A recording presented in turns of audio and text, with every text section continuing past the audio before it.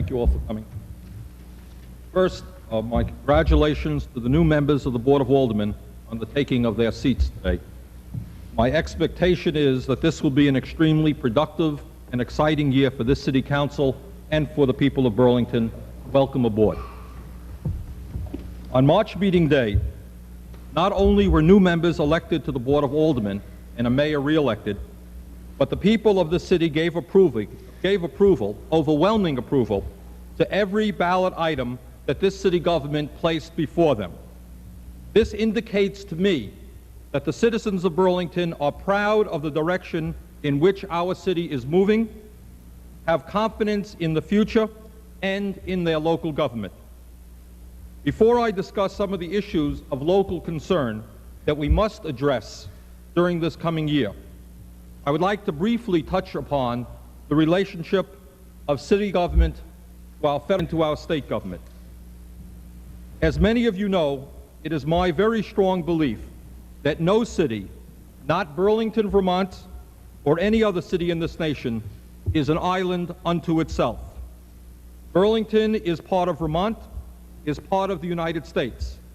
And what happens in Montpelier and what happens in Washington is of extraordinary importance to the lives of our people. As you also know, I hold the view that local government, which is that form of government closest to the people, should play a major role in attempting to influence the priorities of federal government and state government. More than federal government, more than state government, we deal on a day-to-day basis with the problems and the aspirations of our citizens.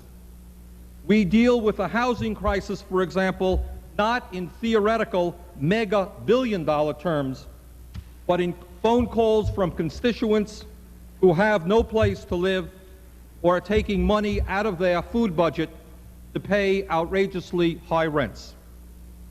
We deal with the crisis of affordable health care, not through fundraising dinners sponsored by the American Medical Association, not through cocktail parties with the hospital establishment or the heads of the drug companies, but from meetings with senior citizens and low-income people who cannot afford prescription drugs or their health insurance premiums and who are scared to death about becoming sick, because in America, many people cannot afford to be sick.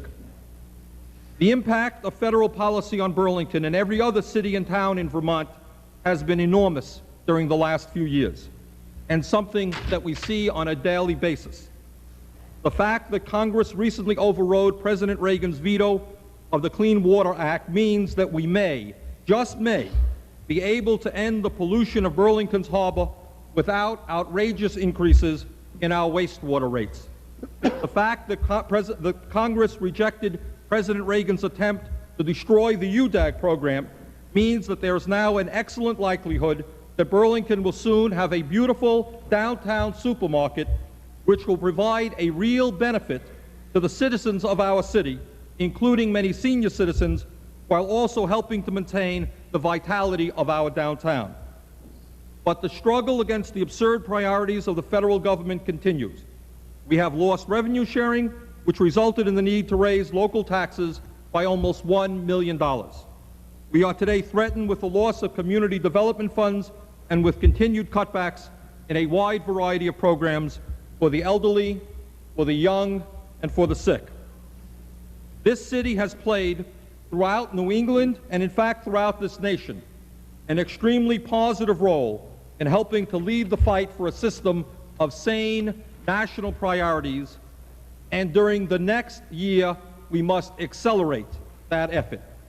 In fact, when the history of this period is written, it is my hope that the city of Burlington, Vermont, will be listed as the city in America which stood out more strongly than any other city in the fight for peace, social justice, and economic democracy. I have placed on your desks, members of the board, an application form for membership in the local elected officials for social responsibility, a national organization of locally elected officials who are working to protect the interests of their communities by demanding major changes in national priorities. I intend to join that organization and hope that every member of the board will also do so. Tomorrow, I will have the honor of welcoming to the city of Burlington the Nicaraguan ambassador to the United States, who will be speaking at the University of Vermont tomorrow evening.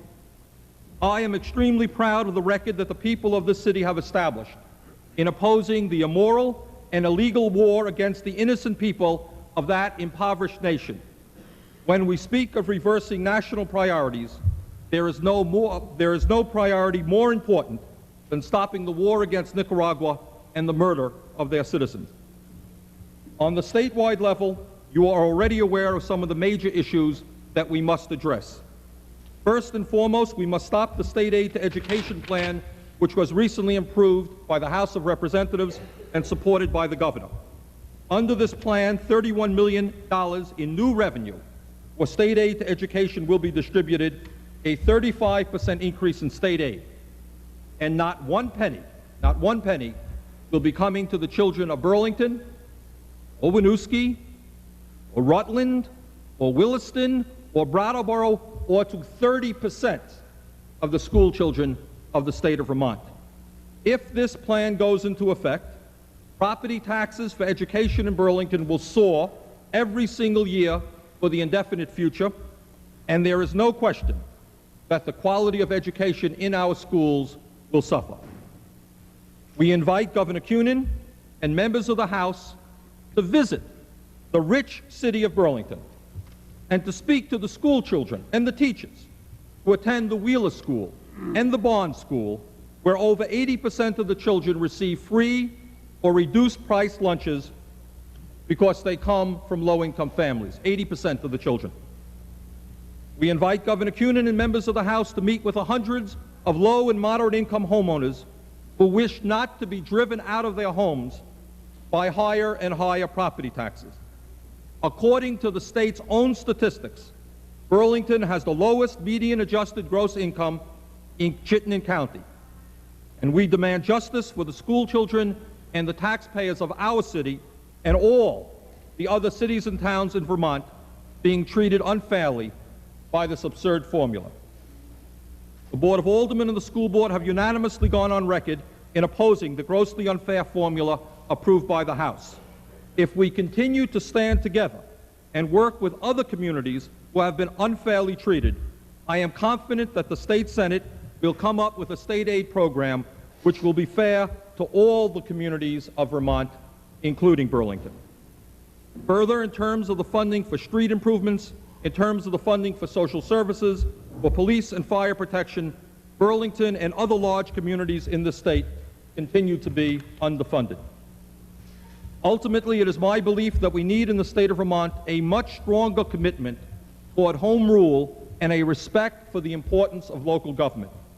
It was extremely disturbing to many of us 2 years ago that the legislature refused to approve major charter changes approved by the citizens of our city at town meeting day. This year, we sincerely hope and expect that the state legislature will approve the real estate speculation tax approved by Burlington voters in November and the property tax relief program voted upon positively by our citizens in March. What is the meaning of local government? What is the meaning of town meeting if decisions made by elected officials and the voters of the local government can be rejected by a state legislature which often knows little about the problems of a particular municipality?